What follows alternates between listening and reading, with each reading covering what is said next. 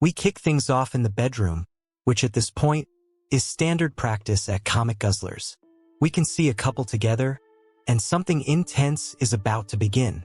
Our hero asks his babe Millia if she is sure about this, and she instantly says yes to her master. A lot of unspeakable acts follow, and we can see that Millia is having one explosion after another. It turns out that this is just one of our hero's favorite memories, as he thinks back to the day that started it all. We are now taken to a flashback where we see him yawning while at his job in the afternoon. His name is revealed to be Arita Takimoto, who is into sales. One of his colleagues asks him what's wrong, because he always yawns with a weird face. Arita tries to correct it, but he does not get it right. It's the same old boring routine, but then there is a certain time of day when everything lights up. Now, we see Millia showing up with some tea, but there's something odd about her. She has the lower body of a snake, meaning she is some kind of hybrid creature. Even so, everyone is cool about it, as Millia serves all of them the tea.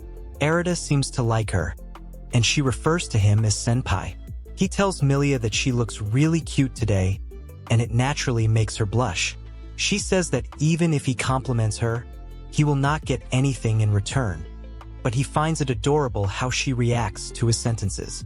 The other employees ask her if it's tough for her to do this job on her own, but she says she can handle it. Arita can't help but fall in love with her, and now we learn that her full name is Millia Corda. She is a snake girl, commonly known as a lamia. People like Millia are not common, but they are not rare either. In this company and even this city, there are quite a few different types of demi-humans, just like Millia.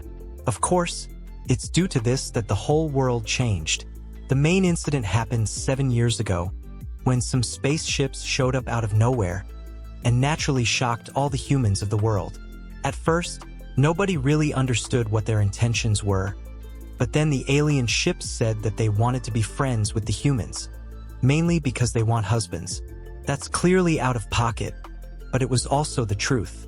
This was when a completely new species of humans appeared before them. Now, our hero decides to give us the whole story in a nutshell. Basically, there is a confederation of demi-humans living across multiple planets. They've always thought highly of Earth, and have now entered negotiations with the planet. Only adult women have showed up here, so Drake won't have anything to do with them. These demi-humans are facing a decline in population, quite similar to present-day Japan. It is because of their high opinion of Earth's men that they want a husband here, but it's probably because they have seen all the men of culture on comic guzzlers. However, these women were too direct, and it caused a lot of chaos due to the excess demand. Despite this, the profits that were brought it through trade were too big to ignore, especially by the rich people. Earth then decided to accept the demi-humans and got overwhelmed by it. This was mainly because a lot of people were fascinated by the demi-humans. They may have been strangely shaped, but they are all babes, so it was an easy decision. Due to this, the demi-humans have now become a part of society, and this is how Millia is a part of Arita's company. Having said that, there's something about her that appeals to him greatly. Now, we're back to the present where we see Arita and his colleague discussing the cherry blossom viewing party. Our hero does not remember when it was scheduled, but at that moment, his colleague asks him how much he likes Millia.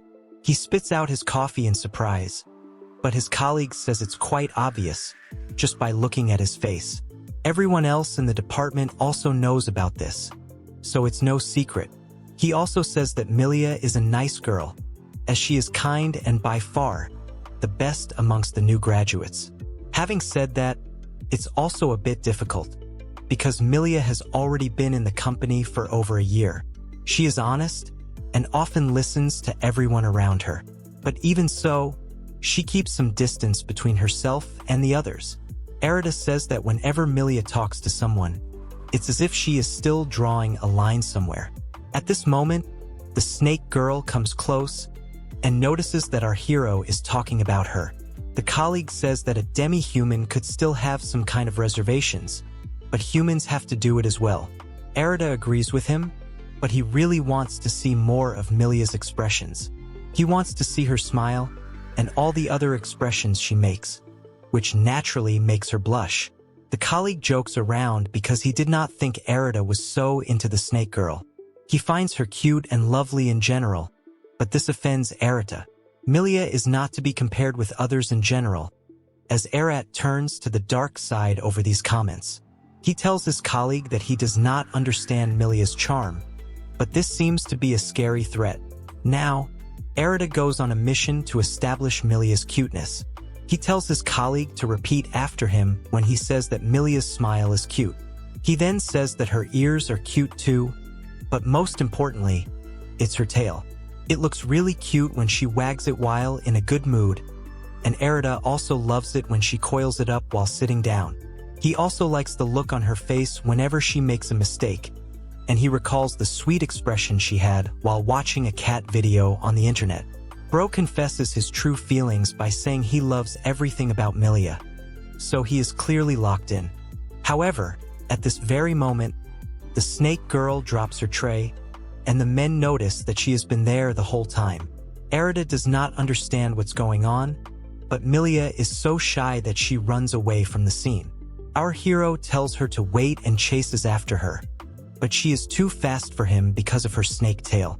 The Lamia sure can slither fast, but Arita worries that she is running away from him because of what he has just said.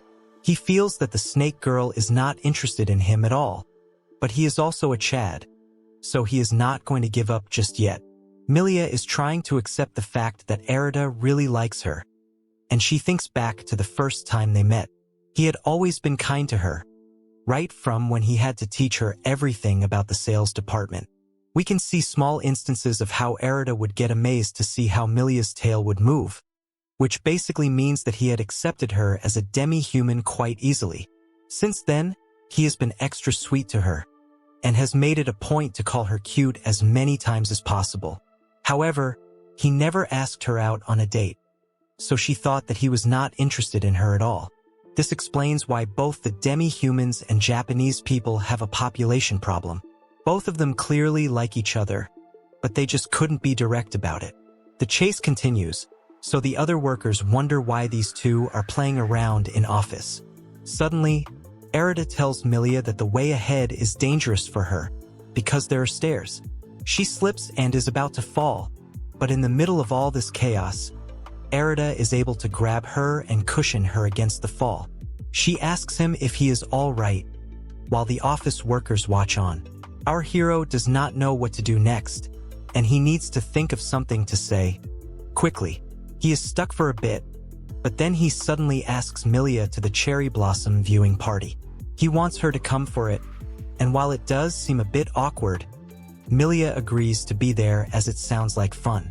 Now that Arita thinks about it, this was the beginning of his sweet harem life.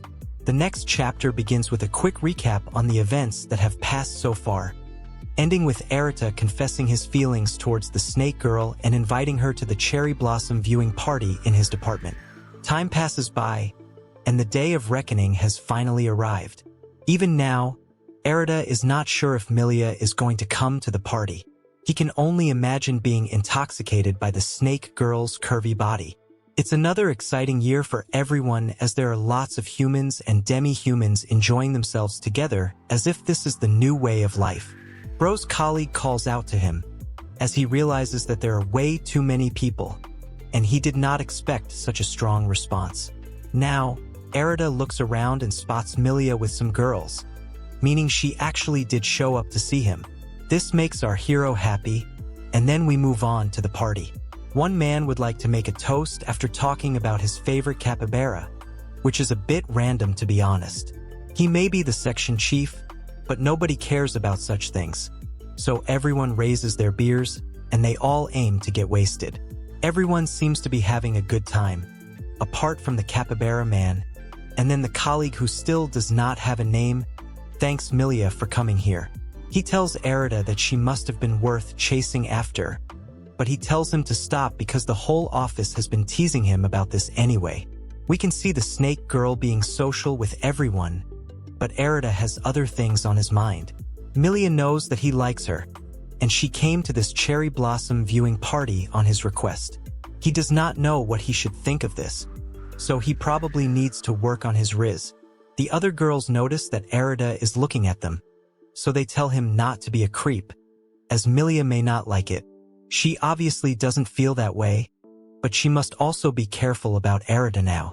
He did say that he likes her, but he did not do it directly.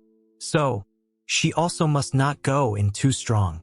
She too is uncertain of her next step, and as luck would have it, both the lovers seem to be like Jon Snow in this situation. The other workers realize that this is some kind of stalemate, and they do not understand the distance between the two of them. The nameless colleague admits that Arita did give it a shot, but another woman says that he lacks the decisive blow. Even so, they want to support this couple because they are both good people. It won't be easy though, because Arita is a human man, and Millia is a demi-human. The colleague does not think it's that deep, because all that matters is if they like each other. It's time to bring out their true nature. So the group pulls out some booze, because that clearly never fails. The party passes by, and it looks like it's nighttime now. Arita seemingly wakes up from a hangover, and his head hurts like crazy. He laments why he is like this, because he allowed his colleagues to get the better of him while drinking. They made him go overboard, but then Arita notices that Millia is also there in front of him. As of now, it's just the two of them, so something is bound to happen. The colleagues proudly say that they have done their job, so it is all up to Arita now. They are watching from a distance, but the woman says that they should go get another drink somewhere else, because anything they see from this point forward will be naughty of them. Our hero tells Millia that she looks really cute now that she's drunk, and she starts to laugh out of her intoxication. She starts saying random things, like other people are not allowed here, and also imagines that there are two of Arita in front of her. This means that she really is wasted, so Arita sticks to just asking some questions for now. He asks what the snake girl usually does on her day off, but she just notices that there is a pet shop nearby, so we hope it's only to admire them from a distance. Next, he asks if she watches videos on comic guzzlers before going to work, but she says that she goes to cafes that are exclusively for demi-humans. It's not related to what Arita is asking, so he then asks if she admires anyone in the company. Once again, Millia says that she watches a news program every morning called Good Morning, Demi-chan. This is not going as per our hero's plan, because none of the answers are being given properly. Bro can't have a good conversation with her. But then Millia says that the one she admires is Arita. She was basically delaying the answers by one question each. This gives him some initial impetus, so he decides that he should be the one to make the first move. He holds Millia's tail and asks her about what they should do next time, but she reacts quite strongly via her tail. Our hero is surprised, but she tells him not to say anything for now. This is because her is very sensitive. It starts wagging as if she is a happy dog, but Arita is not sure if she is pretending that she does not like it. Bro has to take risks in life if he has to succeed, so he does a countdown and grabs her tail again. Naturally, this shocks Millia, and then Arita touches another part of her tail to see if it is sensitive as well. She is losing control, so he asks if she wants him to continue. It seems as if she is liking it, so Arita continues with this weird way of using a finger blaster.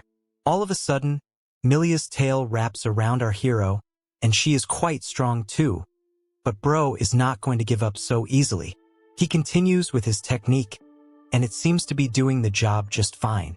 Millia is getting overwhelmed, so she asks her senpai to take it easy, but a true soldier never backs down from a worthy fight. He has never seen the snake girl make such a face before, because it's almost as if she is now showing her animal instincts. It does seem as if she is an actual snake in the middle of her mating season right now. Soon enough, the snake girl has a massive explosion, and it all happens via her tail, which is the first time we've seen anything like this on comic guzzlers. Bro needs to come to terms with what he has just seen, but it's far from over. Millia is now super shady, as she says that she does not wish to drink any further booze, but instead, she wants our hero's elephant water. Arita does not understand at first, But then she points out that his own python has been standing in attention for a while. He agrees with her, so she takes his hand and says she will relieve him of the pain. Of course, they can't do it here, so they decide to go somewhere else for this. It's a toilet for demi-humans, which was primarily made for them to reproduce and mate. It's officially approved by the country, so it looks like even the government is run by men of culture. Now, Millia gets to work, but Erida asks her if she is fine with this, considering she is a bit drunk. She says that she may be under the influence, but it is still her choice to do this to our hero. Let's just hope it stays that way in court too. But for now, the snake girl is amazed by Bro's elephant. He himself is surprised that it has grown to such a degree, and then he can smell something like peaches simmering in a pot. He wonders if this is coming from Millia, but now it's time for her to unleash her secret weapon. She shows off her tongue, which is exactly what you would expect a snake girl's tongue to look like. Bro is amazed to see this, and then it's time for some tongue twister 9 million double hawk tua triple deluxe. This is literally a dream come true for Erida, and it's time for the standard. It should have been me, not him. Millia says it's delicious, and the tongue rolling continues. Her tongue is acting like her tail by wrapping around its target and covering every single aspect. Bro is unable to keep his intrusive thoughts at bay, so he apologized to Millia as his hips start moving like Shakira. He cannot control himself because the sight, sensation, and the smell have landed a triple combo knockout on his elephant. He asks Millia to continue, and then he too lets out his elephant water. Now that this is done, Erida has learned something new. Millia is cute for sure, but she is also an extremely naughty girl.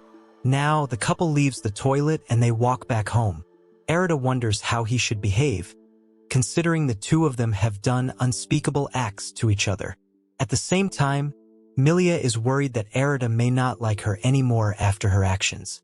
The both of them try to say something to break the silence, but they do it at the same time, which causes them to chuckle together. Erida says that things may have gotten a bit too crazy, but he would still like to go on a date with her tomorrow. It's a decent start, and while Millia is taken aback at first, she does agree to the date. Meanwhile, we can see the nameless colleague getting drunk and complaining about how Erida and Millia should have been here too. The woman asks him to cheer up, although she too is quite high. It's time for Millia to bid farewell for the night, but she also says that she is looking forward to seeing Erida tomorrow. This was actually done over a call, which means that the love is starting to blossom. Erida can't wait for tomorrow, because even after everything that has happened, Millia still wants to go on a date with him while she's sober. This means that he has to man up and confess his true feelings to her. Now, we move to the next day at the amusement park, where the decisive romantic battle is about to begin. Erida tries to keep himself calm and composed, as he keeps telling himself that he is fine and not nervous at all. He tries to reassure himself that he and Millia are going to have fun, just like everyone else over here. As he does this, Millia calls out to him, and she looks really cute in her dress. Bro tells her the same thing, and it naturally makes her nervous. She says that she knew Erida was going to compliment her, but she would like his honest opinion on whether this actually looks good on her. He says he's being serious, and then we move to the amusement park, where lots of romance is going to unfold. It's Millia's first time coming here, so we'll have to wait and watch if this turns into a pun. She asks her lover boy to have fun with her, but he is already enjoying himself. The couple proceeds to go on various rides and explore all kinds of activities at the park. They are clearly having fun, and this is one of those rare, innocent moments of wholesome content you can find at Comic Guzzlers. Now, Erida and Millia sit down for a meal, and our hero asks her to go first. As she eats her food, Erida asks her how many friends she has on Earth. She explains that she has been here ever since she entered university, and while she has interacted with quite a few people during college events, it's not like she would hang around with them outside of those events. Erida can understand that Millia is friendly towards everyone, but still tries to draw a line somewhere. The snake girl says that this is her first time meeting someone like Arita, and it makes him blush. He nervously plays it off, and then the chef shows up with a plate of omuris. This chef looks like a wingman, because he has asked Dorado to confess his feelings right now by writing it on the omuris. Naturally, our hero panics and tries to mess up the words, so Millia asks him what's wrong. He says he's just hungry, and then asks Millia where she would like to go next. He asks her what she thinks about scary stuff, to which she says she is fine with it. Her mom and she would watch horror movies together at night and hug each other for comfort. She then asks about Arita, so he proudly says that he only watches horror movies in a crowded cafe during the day.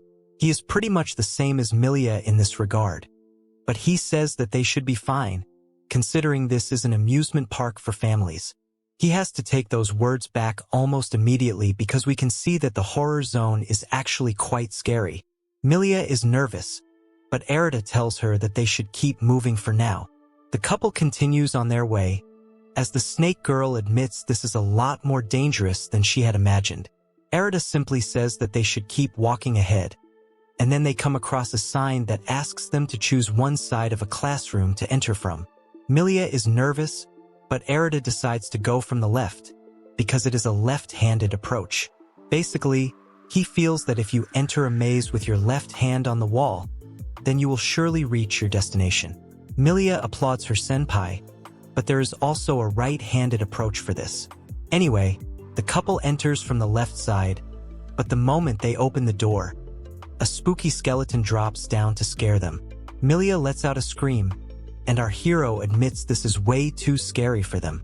He goes for the right side, but there's a skeleton here as well, so both options are not ideal. This was supposed to be obvious, but anyway, the couple runs away from the creepy ghosts. Millia says that they look a bit too real, but Arita tells her it will be fine as long as they are together. Millia continues to panic because she is too creeped out by this, so she zips away using her snake tail, and Arita has to hold on to the tip to make sure he doesn't lose her. It's a hilarious moment, and the both of them eventually find a room where people can rest to regain their composure after being frightened too much. There are no gimmicks here, so Arita and Millia can chill here for a bit. They can only be here for a maximum of 10 minutes, so they should make the most of it.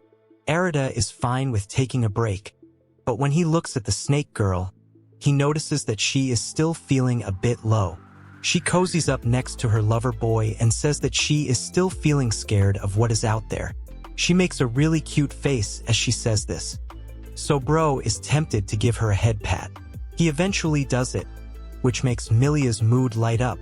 She says that she feels safe and secure when he does this, so he continues with the patting. Soon enough, Millia's tail starts to tingle, so that is definitely the kind of reaction you would expect to see on comic guzzlers. Suddenly, Millia awakens her thirsty side and makes very strong eyes at our hero. It's like a suspension bridge effect for Arita, and it's the same as what had happened during the cherry blossom viewing party. The snake girl says that it's a bit hot in here, so she has to excuse herself by feeling a bit lighter. She goes on to show her massive pillows, which are on the same level as Isekai'd's potion babes. Arita knew they were huge, but he did not expect them to defy his own expectations. The smell pops up again, so he cannot stop himself anymore. It's as if he is being drawn to them, but paradise often attracts its visitors in mysterious ways. Millia is definitely feeling the vibe now, and Arita is not going to stop because he is under her spell. He decides to take a proper look, and then comes across her twin peaks. This kicks off a whole range of shady activities as our hero buries himself in soft, cushy paradise. This continues for a while, and it looks like both of them are about to experience explosions, especially with the way bro is moving his hips again. However, before they can do anything else, the announcement informs them that their 10 minutes are over, so they need to get ready to leave now. It's an abrupt end, but at least the two of them are happy to be with each other. They leave the area and decide to go, soak in the view. Bro was about to walk around with his pants in a mess, so at least he doesn't have to worry about that. Millia feels good about everything, so Erida hopes that she had a great time with him today. The snake girl tells her senpai that she really enjoyed today, as she was able to spend a whole day with him. This is all he needs as a sign to speak the truth. So he reveals to Millia that he has liked her for a very long time. He says that she has been really nice every single day that he has known her, and he grew to like her more and more with the amount of time they spent together. He then asks her if she would like to go out with him, but she asks if he is really okay with her. She then talks about how even before she had come to Earth, she had already been looking at the humans since she was a kid. She thought humans were nice people and she really wanted to get along with them. But from the perspective of Earthlings, they have only seen demi-humans for the first time in the last few years. However, she has known the humans pretty much since she was born. So, in her mind, it's like an unrequited friendship. Plus, there's the fact that she looks quite different from Erida. She says it's somewhat like humans having different races. But this is not about a misunderstood Sydney Sweeney ad for jeans. There is no humiliation or loss of respect for people like Millia, but even so, she has always felt a distance between her heart and everyone else's. She drew a lot of boundaries because of this, which is a little sad if you think about it. She hopes to shorten this distance by growing closer to Erida, but Bro asks her if this is the only problem she is facing. She is surprised, but then Erida asks if she has anything else to say. She says this is all, so Erida hugs her like a Giga Chad Pro Max. He tells the snake girl that he likes she is so thoughtful and considerate as a person, which is why he really likes her. He wants to be with her even more, so he wants to know her thoughts. She says that her body is bigger than his, due to her snake tail, but he is fine with that, as he thinks this is a cute feature of hers. Millia says that she also has the strength of an anaconda, so if Erida ever forgets about their dates, then she is going to wrap herself around his body. But that seems more like something that our hero enjoys, so he is all for it. Millia adds that she is afraid she may break Bro's body with this strength, as if he is a bench, but he says that she should just go easy on him. Millia then adds that she has a very strong libido, so Erida will have to deal with it. He jokes around by saying she already knew she was a shady girl, but she smacks him cutely on the face. Erida is pretty much the most perfect man Millia is ever going to get. So he asks for an answer, and she happily says yes. With this, their love story is about to begin properly. We now move to the busy roads of the city, and in one of the cars, we see the couple being quite nervous. They are looking for a destination, and considering the way things have gone so far, it is safe to say that it's time to play elephants and kitties with the snake girl. Both Erida and Millia are quite hyper about spending the night together, and they end up in a building where Millia seems to be staying. Our hero is amazed to see that it is a very spacious place, as it is his first time in a property that is designated towards demi-humans. Millia admits that it is quite big even for her, as it was designed in a way to accommodate various species, so that they can move around freely. Erida comments that dozens of humans will be able to live here together, which sounds like quite the party. Our hero says it does look like fun, but he wonders if it will be a bit too noisy. Millia adds that it is properly soundproofed, so there is no need to worry. Something seems to be up with her, so Erida asks what's wrong, but she only says that all the apartments here are soundproof. This is true particularly for the bedroom, which she has heard is the most effective. This is all Bro needs to hear, as he tells Millia that it's time to get to it. She says that she will take a shower first, because she is a bit sweaty from earlier, but Erida tells her that she can do it later. Erida does not have time for such things, so he grabs Millia and gives her a taste of the Tongue Twister 300. This is all it takes to set the mood, and then even the snake girl unleashes her secret tongue weapon. Erida has given in to the dark side now, so he goes right for the pillows and is not going to stop. This clearly makes Millia go wild, but our hero likes that she behaves this way when she goes out of control. His own python is quite impressive too, so Millia moves on to the next step. It's time to go to the bedroom and get into their birthday suits, so the couple doesn't waste any time. Millia is a bit embarrassed, but her senpai tells her it's fine because she looks just like a peeled egg. Although that's not exactly a smooth line. It does look like Millia's anatomy can accommodate the standard position. So Arata is about to live out his dream in real time. Consent matters, so he asks her if she is fine with this. And she says yes rather instantly. Arata tells us that it has been a year since he met Millia, and he has been attracted to her right from the start. After all, she's cute, honest, and naughty, which is why his feelings have only grown stronger with time. And now, the both of them are connected to each other in mind, spirit, and most importantly, body. Bro makes his entrance, which affects Millia a lot, so he asks her once again if she is fine. She simply says that she did not expect such a big python, which is ironic coming from a snake girl. Arata asks if it is painful, but she tells him to continue, after which the smell kicks in once more. Bro will not be able to control himself any longer, especially as Arata says that she wants her senpai to move and give her all of him. With that, Bro activates beast mode and goes right for it. He asks Millia if it feels good, to which she says yes, as this kind of experience is making her head go crazy. Soon enough, it's time for the big climax, and Millia welcomes it, as even she is right there. A couple of massive explosions happen, and the shady environment grows even stronger. The two of them can rest now, as Arata tries to catch his breath. It was definitely amazing for him to do it with a demi-human, but he nervously tells Millia that it would be dangerous if they did this every single day. Having said that, the snake girl still wants to do it every day with her lover boy, so he asks her if this is really what she wants. She says yes, and on top of that, she says she wants to go for round 2 right now. This is a no-brainer to him, as he too wants the same thing. From today onwards till forever, the two of them will continue to do unspeakable acts. Now, we move to 3 weeks later, as we see Arata waking up in the morning. Millia is under the blanket, so he asks her what she is doing. The snake girl just wants a sniff of her senpai, as they both wish each other a good morning. We learn that the two of them are currently living in Millia's house. Since that day, the two of them have been getting their freak on in every way imaginable. It could be Millia's house, the hotel, or even Arata's place. However, our hero's house is a problem because it's way too small and risky for a Lamia to be engaging in such activities. This was why Arata had suggested living together with Millia at her place. She had gotten a bit too excited and started asking when they would be moving.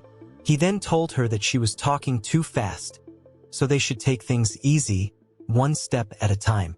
Anyway, that's how Arata moved in with Millia and got teased by his colleagues for it. Their new life together has just begun, but something feels off to Arata. Millia asks him about it. So he says that recently, he has been feeling a lot more energetic than before. Unlike before, he is having breakfast every day now, and he has also become a lot healthier than he used to be. However, this is a lot more than just having breakfast, and Millia seems to understand the assignment. She says that the bodily fluids of different species have different effects on men. Arata asks for more information, so the snake girl reveals that the most prominent effects are linked to shady activities, especially when engaged in love fluids like saliva, elephant water, and kitty water. When these are mixed together with compatible partners, they can reportedly enhance male virility while also making women more sensitive and excitable.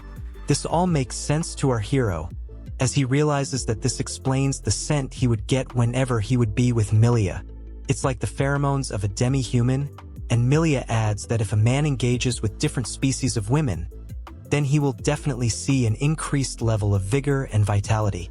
She also says that if Arata were to get with multiple women from different species, then he would become a proper raging bull, who would easily overwhelm her. Bro jokes that it would be a wonderful world if it were true, but his babe tells him that this is not another world. He does not understand what she is trying to say here, so Millia suggests talking about it later today. The weather is nice, so Arata does not mind it, but he has something important to tell her. She still calls him senpai, but they should call each other differently when they're out together. This would make it seem like they are proper lovers, but Millia is a bit flustered to hear this. She asks him to wait while she comes up with a suggestion, but she eventually decides on Erita-kun. She says it out loud, and our hero accepts it, after which we see the couple inside a cafe that is filled with all kinds of beast girls. Now that he is paying closer attention, Erita can see that there really are many different versions of demi-humans. Every single one of them looks cute, and Millia agrees with him, as she is not mad about it. Now, to continue with their conversation, Millia tells Erita that it is okay for him to have relationships with other women from different species as well. This shocks him for sure, so he confirms that the snake girl wants him to go out with other girls. She says yes, because back in her world, there is a shortage of male demi-humans. This is why society basically functions like a harem world back there.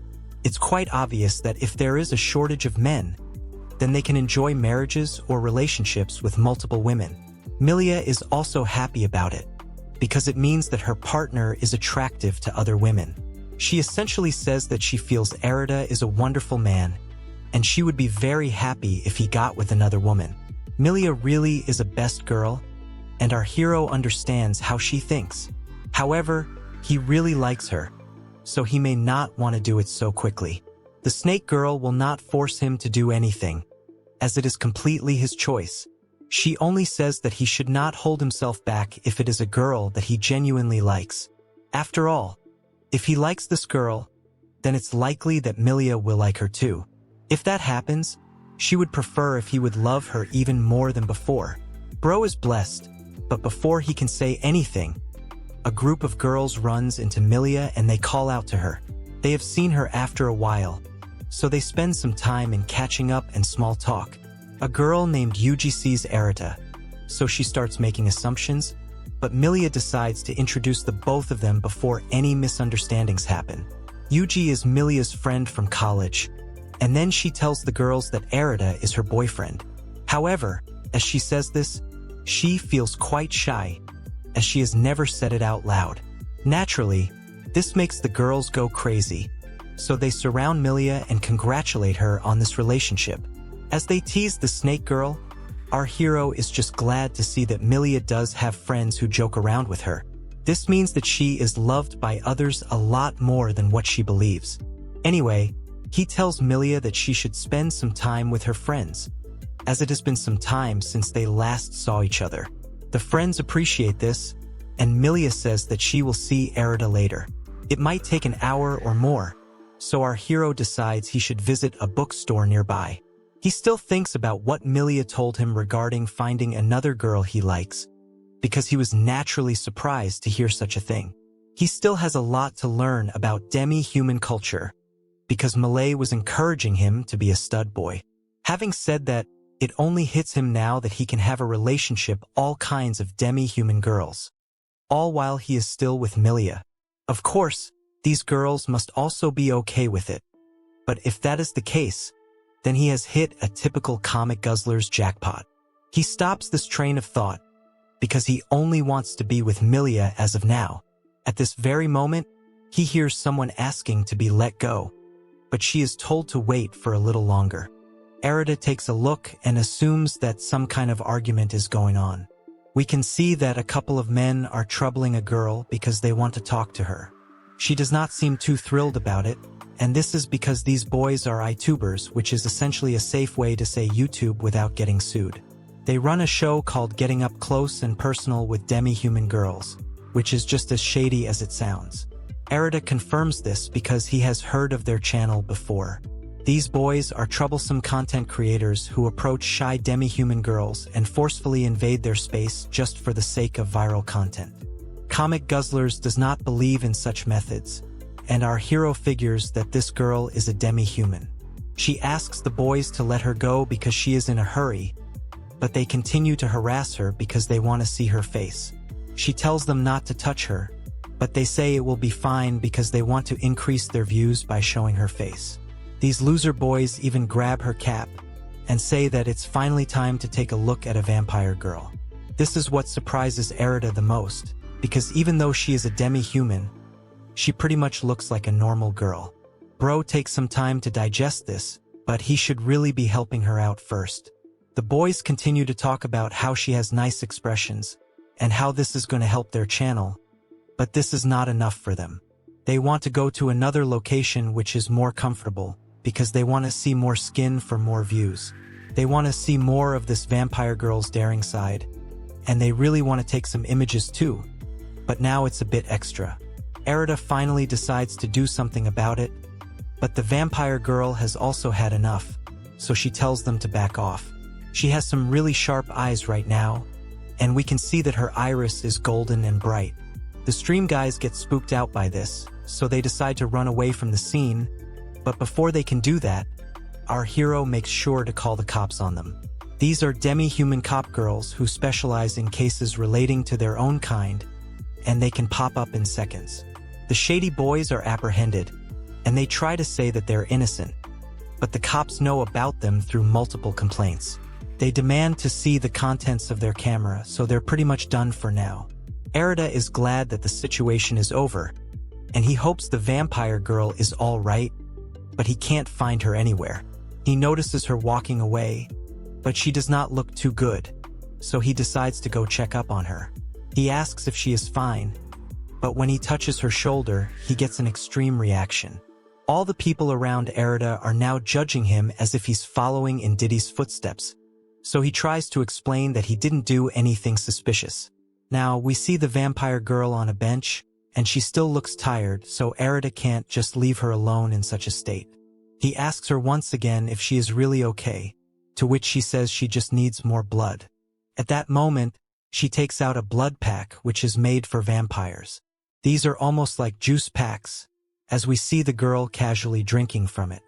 Erida is seeing this for the first time, and he feels the government is really locked in to make sure the demi-humans can live comfortable lives. The vampire girl takes a look at Erida and asks if he is not grossed out by the sight of her drinking blood in public. He says he is a bit surprised but not grossed out. That's new to the girl, and then our hero asks if she usually sticks to blood packs. He always thought that vampires get it right from the source, but this shocks the vampire girl. She has never done it and does not intend to, so she tells Erida that he has watched way too many horror movies. On top of that, she feels that sucking blood is a bit too embarrassing. Erida does not understand, but then she calls him Oni-chan and asks what his plan is. She thinks he is trying to rizz her with a pickup line, but bro is clueless right now. The girl starts calling herself a cutie and says that it is tough for her to attract so many boys. Erida did not think he used a pickup line, so the girl asks if he was checking her out. He has figured out that she is a very open type of girl, which could be a pain for him. After all, she even teases him for feeling good about helping out a damsel in distress. She then acts sweet and innocent, saying that she is willing to give out her contact number. If that is not too much, then perhaps an Instagram profile would suffice. Bro immediately says no, because he thinks that she is a high school girl and he does not want any Drake accusations. The vampire girl clarifies that she is 20 years old, so there is no need to worry about legal issues. Erida apologizes because she did look too young, and now the girl decides against sharing her Insta profile. Instead, she asks for his name, so he gives it to her. She then reveals her own name to be Akane Hotaru, and she also thanks bro for helping her out earlier. She was genuinely scared, so she means what she says, and then she leaves. Hotaru sure looks like an expressive one, but Erida still does not understand why she was so reactive to his touch. Anyway, we move back to Millia's house, where she notices that her lover boy is doing some research.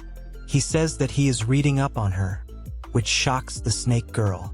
Of course, Erida is referring to demi-humans in general because he needs to know more about them now that he is dating one. Millia is glad to hear this, so she cheers him on, and then our hero comes across a university lecture that he can attend. Erida thinks it's a good idea, so Millia tells him to go for it, and even wishes for him to find a cute and curvy girl there. That may be a bit much for Erida, but then he notices that Millia has already brought out the Super Deluxe Double Hawk Tua Gawk Max tongue twister. Our hero figures his babe really loves doing such things, and she says yes because it is his elephant. It is extra thick and smells good as well, so we really need bro to drop his washing routine. It becomes a bit too much for Erida to handle, as it does not matter how many times he receives it, he still can't get used to it. It's super intense, and Millia covers everything from top to bottom, so he asks her not to tease him any longer. She decides to finally take in his elephant water, and she gulps it down to the very last drop. Bro is amazed by these actions, as she has not spared even a drop. However, it is not over yet, as Millia asks if it felt good. Our hero is up for the challenge, as his python stands in attention yet again, which amazes Millia. Erida suggests taking this to the bedroom, and Millia says yes instantly. Their session goes on right till the next morning, and now we move forward to the next holiday. Erida finds the place where the lecture is happening, and it's a very big university. The summer heat is really bad though, even when the forecast said it would not be this way. The heat turns up even more, as we can see that Hotaru is also here. She refers to Erida as a pickup artist, but he says that he can't keep up with the accusations. Erida asks what Hotaru is doing here, and she reveals that she is a student here. Our hero reveals that he is here to learn more about demi-humans, and this makes Hotaru tease him some more. She once again says that Erida must be interested in her, which is why he is here. He just keeps a straight face like a total Chad. So Hotaru tells him to spill it out. Bro does not want to complicate things any further, so he tells himself to focus. It's time to get down to some education, as everyone gets together to attend the lecture together. The teacher says that today, they are going to cover a topic that a lot of people have requested, which is shady acts with a vampire. He is going to talk about what vampires like and dislike, but Hotaru's face says it all. Erida asks if she is fine, but she laments why such a topic had to be chosen today. Now, the professor reveals that the only myth about vampires which is true is that they are weak against sunlight. The garlic and crosses are not true at all. Vampires may be demi-humans, but they have already been living on Earth for ages, unlike the demi-humans who came from space 7 years ago. The vampires have been able to chill with humans because of how closely they resemble each other. Vampires need human blood because they are sensitive to sunlight. Until recently, this blood was supplied by charities and vampire communities. However, nowadays they receive blood packs, which makes things a lot more convenient for them. Erida is surprised to learn this, so Hotaru tells him that he needs to lay off the horror movies. The teacher says that normally, vampires can satisfy their needs with blood packs, but in romantic relationships, the drinking of blood can become shady. He further states that for humans, food that smells good usually tastes good too. The same way, vampires focus on their sense of smell to gauge compatibility when with the opposite gender. So if the smell of a human is better, then the taste will also be better. The blood of such people is said to be exquisite, so if a vampire babe smells you, then you could get really lucky. Erida asks Hotaru about this, but she nervously tells him that she does not know about this, as she has never done such things herself. Now, we learn that vampires create followers by drinking blood, but the same act has a different meaning in modern times. Now, it's more like an engagement ceremony. In essence, if a vampire drinks your blood, then it is a sign that your bond has deepened. Erida can now understand why Hotaru felt that drinking blood was embarrassing. The teacher now says that if a vampire bites your neck, it will not hurt at all. As a matter of fact, it may even feel good, which shocks both Erida and Hotaru. Vampire saliva is somewhat like anesthesia, so it relieves pain and also enhances other sensations. At this moment, a vampire's eyes will change and their senses become as sharp as the other person after drinking their blood. So basically, to sum it all up, when you are playing elephants and kitties with a vampire, their entire body becomes a sensitive zone. This is really embarrassing for Hotaru, so she begs the teacher to stop and please chill. The class gets over, and Erida comments on how he has learned a lot today. However, Hotaru scolds him because he is making a shady face as he says this. Now, our hero asks her why her eyes were golden the last time he saw her, so she says that it showcases a change in emotions.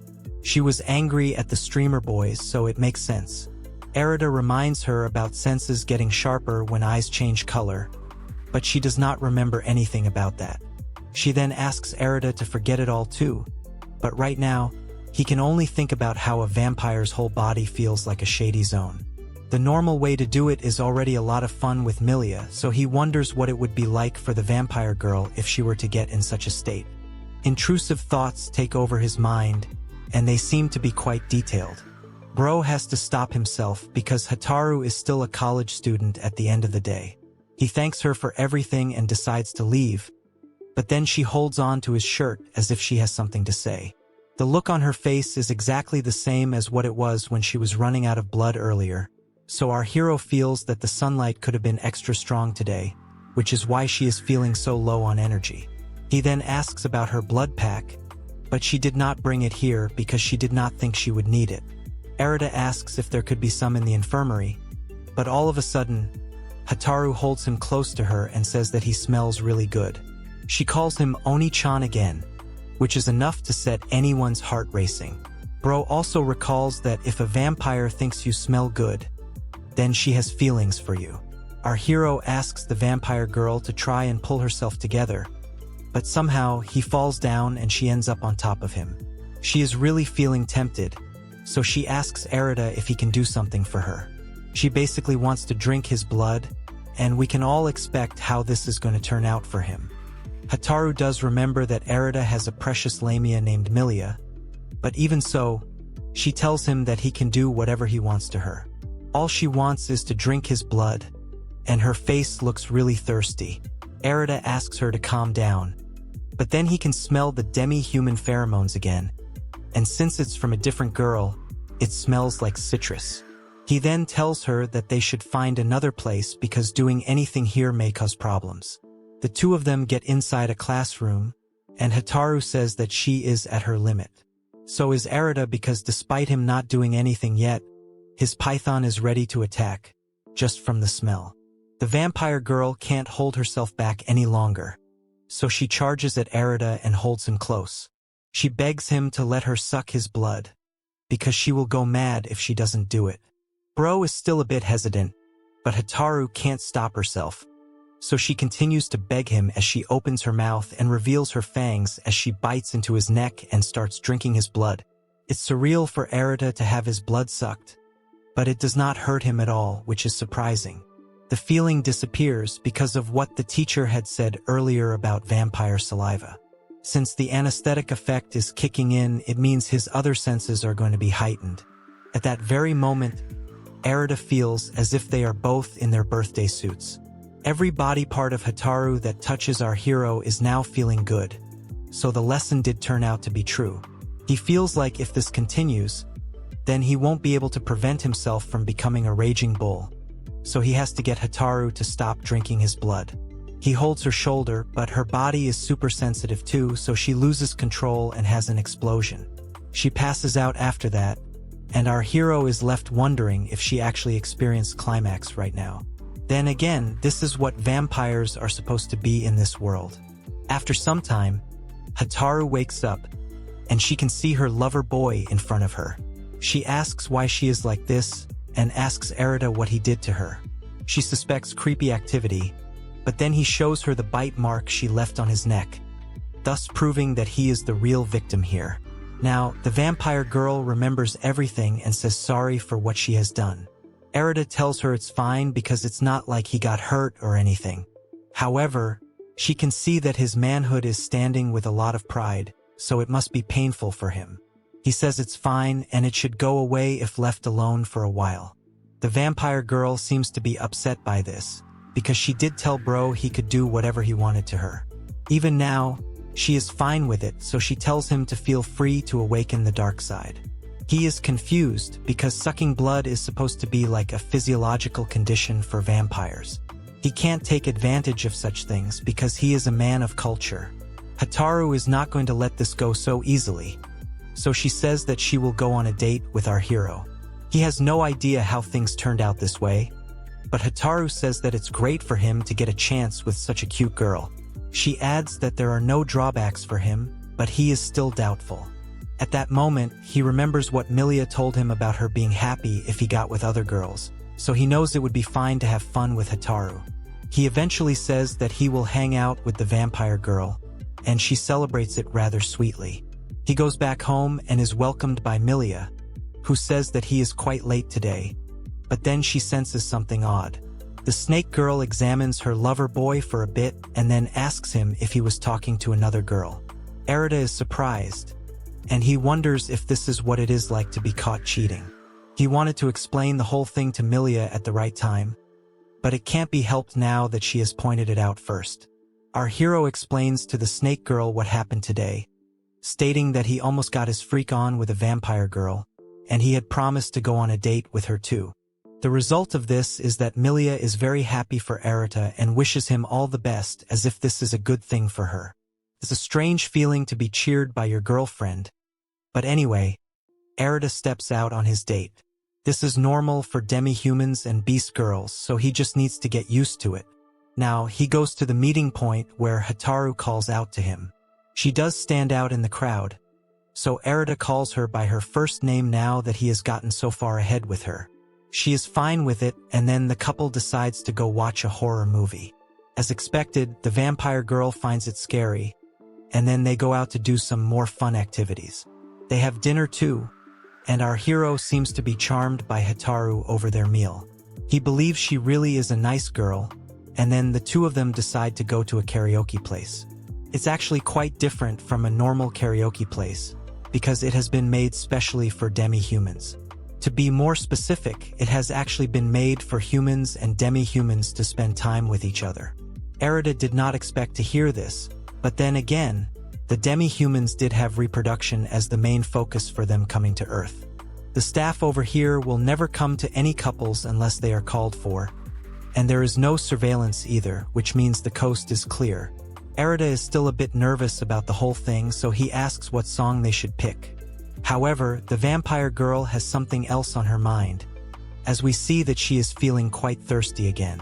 Hotaru says that she wants to suck some blood again, so our hero asks her where her blood pack is.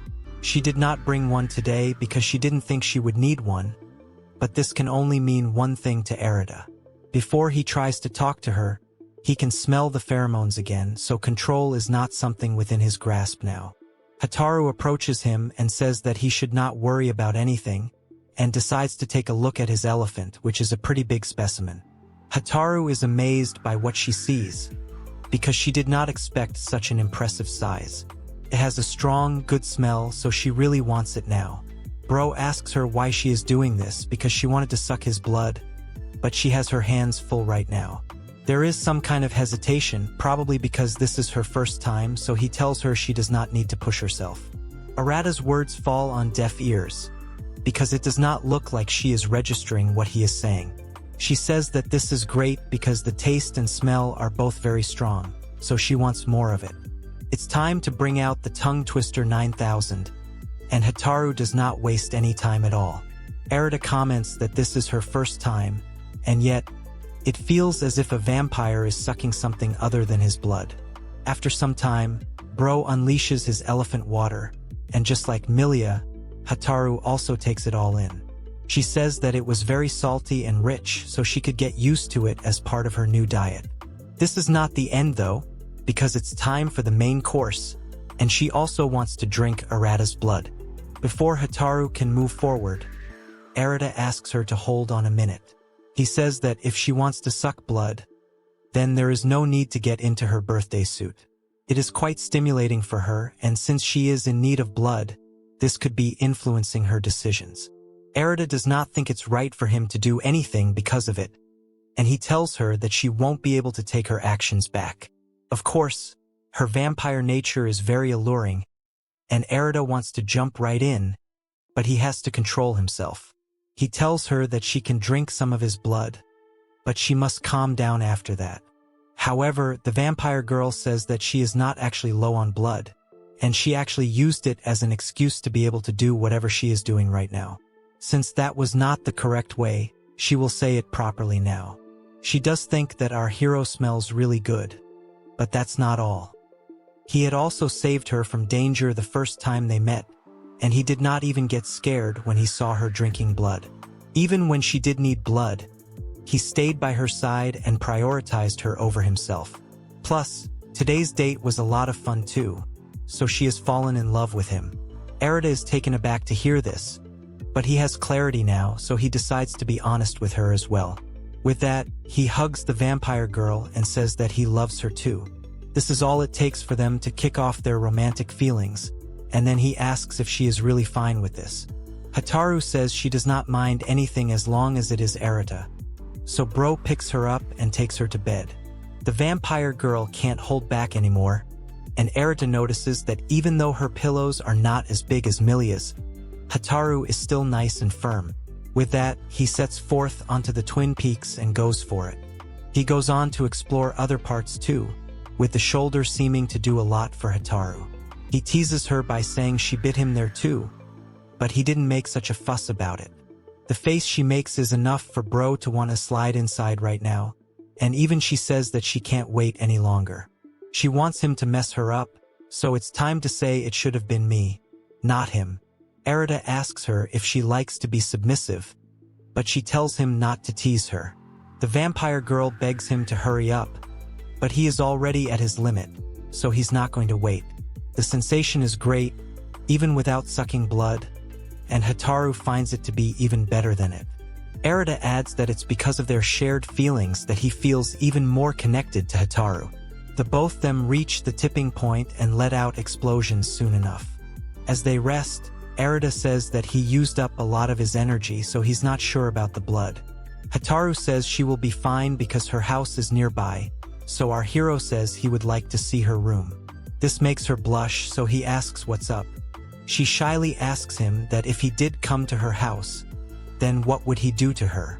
Bro smiles and says that he would do exactly whatever she is thinking right now, so she wonders if Erida is more of a beast than a gentle dude. Suddenly, he becomes serious, so she asks what happened. He figures he needs to tell her the truth, so he confesses that he is dating a Lamia girl. The vampire babe can't believe what she is hearing, and is quite shocked by this revelation.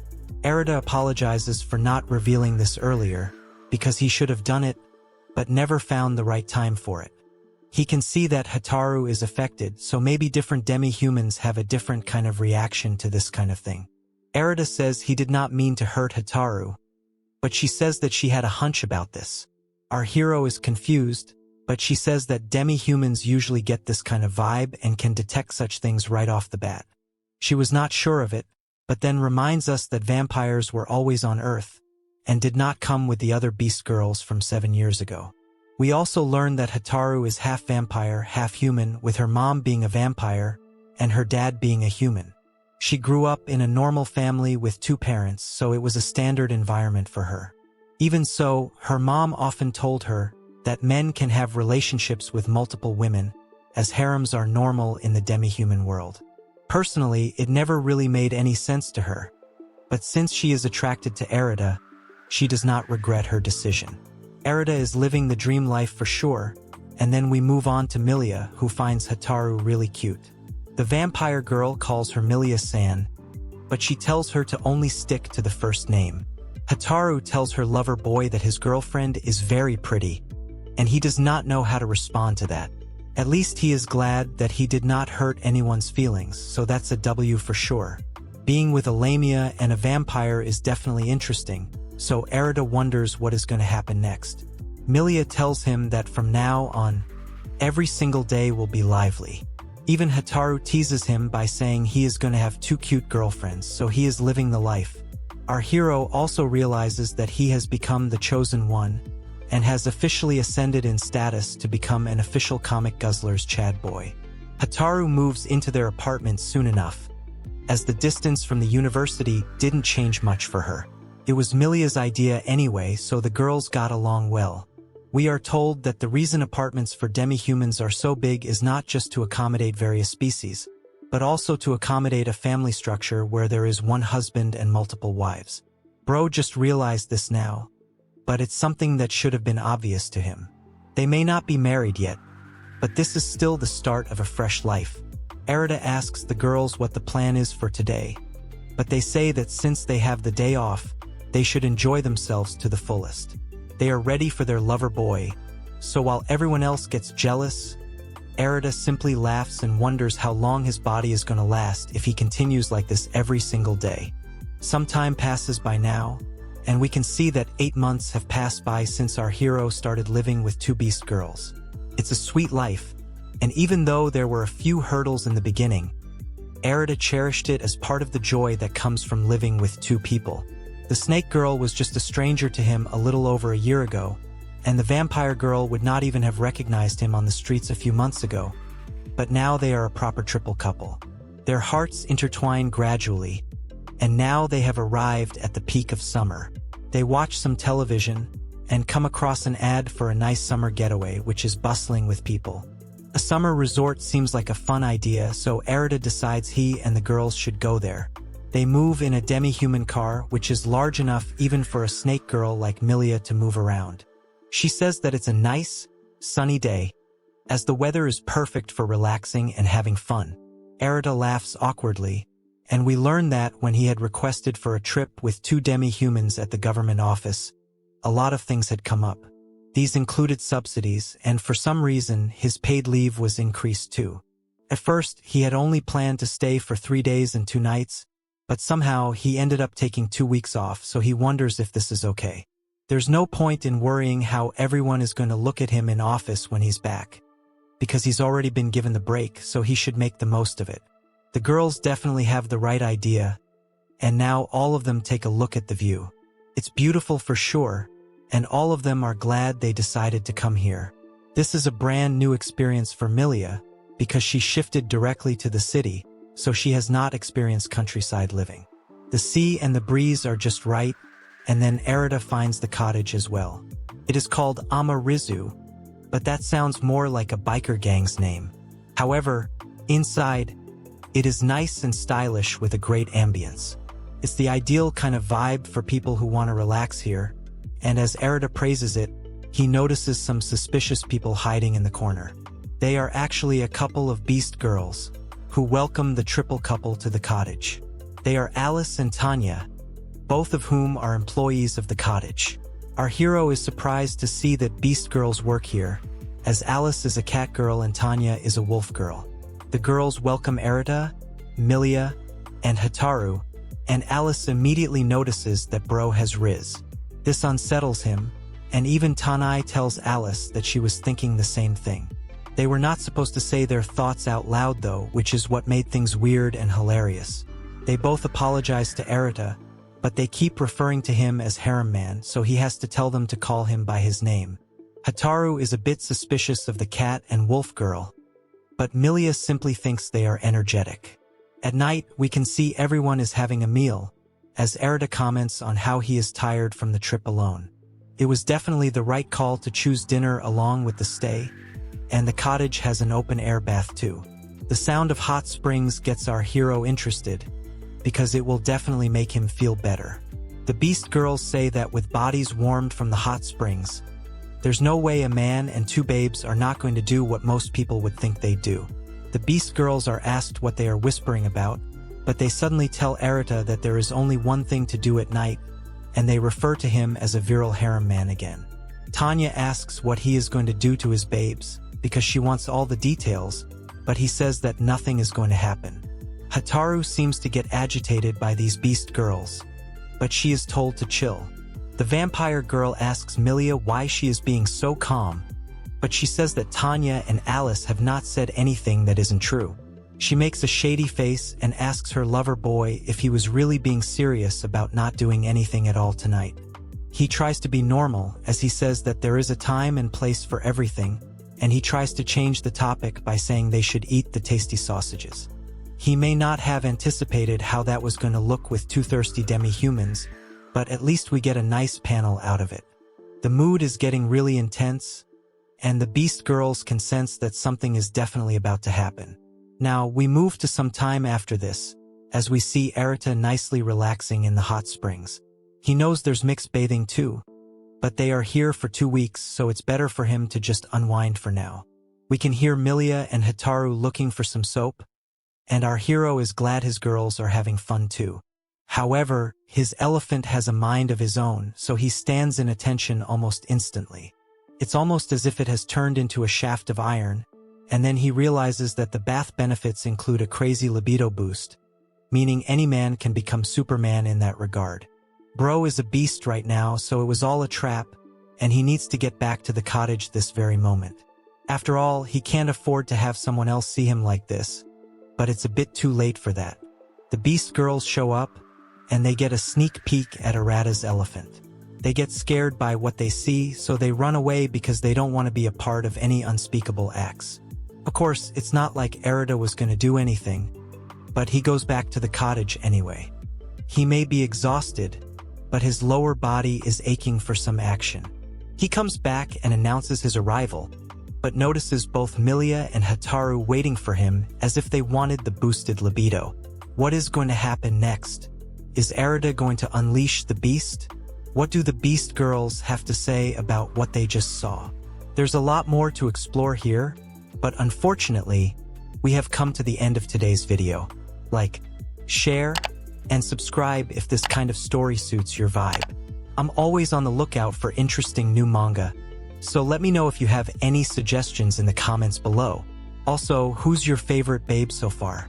Is it Millia or is it Hotaru? Anyway, show this video some love to keep getting updates. Okay then, I'll see you in the next one.